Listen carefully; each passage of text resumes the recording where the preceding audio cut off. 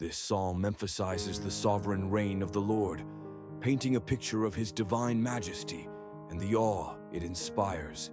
It begins by acknowledging the Lord's reign, which causes the people to tremble. This trembling is not merely fear, but a deep sense of awe and reverence. The imagery of God sitting between the cherubim, which are angelic figures often associated with the divine presence, particularly in the Holy of Holies within the temple, portrays his sanctity and glory. The mention of the earth being moved could symbolize the earth's recognition of God's powerful presence and the transformative influence of his reign. Zion is mentioned as the place of God's greatness. Zion, often synonymous with Jerusalem, represents God's chosen dwelling place among his people. Being high above all the people signifies God's supreme authority and transcendent nature. Despite his exalted position, God's name is holy and great, worthy of praise. The use of the word terrible in this context does not imply negativity, but rather conveys a sense of awesomeness and reverence, a reminder of God's power and majesty. The psalm further highlights the aspects of God's rule, particularly his love for judgment, equity, and righteousness. These qualities are often associated with the duties of a king, suggesting that God's governance is not arbitrary, but grounded in justice and fairness. The reference to Jacob, which symbolizes the people of Israel, emphasizes that God's application of justice is not limited, but extensive and impartial. His acts of judgment and establishment of equity reflect his character as a righteous ruler. The call to exalt the Lord and worship at his footstool reflects the natural response to God's holiness and sovereignty.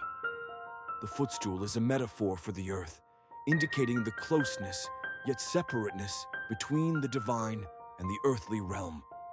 Worshipping at his footstool is an act of acknowledging his greatness and holiness.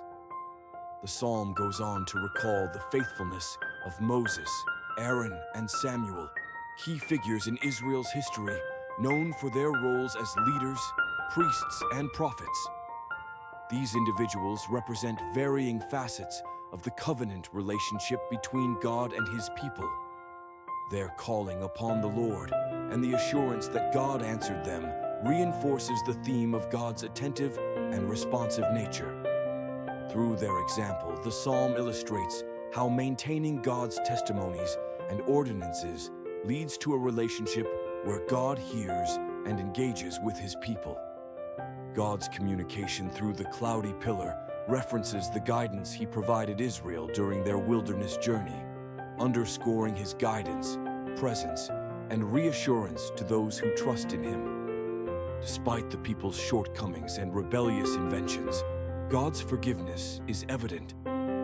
However, the mentioning of God's vengeance on their deeds serves as a reminder of his just nature, balancing mercy with righteousness. The final call to exalt and worship the Lord at his holy hill encapsulates the theme of the psalm.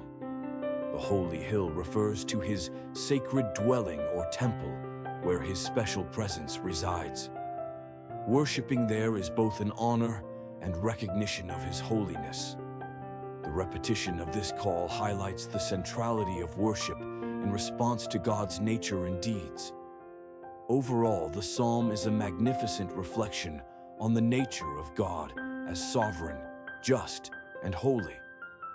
It encourages the reader or listener to respond with reverence, acknowledging the greatness and holiness of God, who reigns supreme above all nations and peoples. The acts of justice, forgiveness, and attentive response to his faithful ones inspire trust, worship, and an acknowledgement of his sacredness. Such reflections prompt a life oriented around the gratitude and reverence of the divine,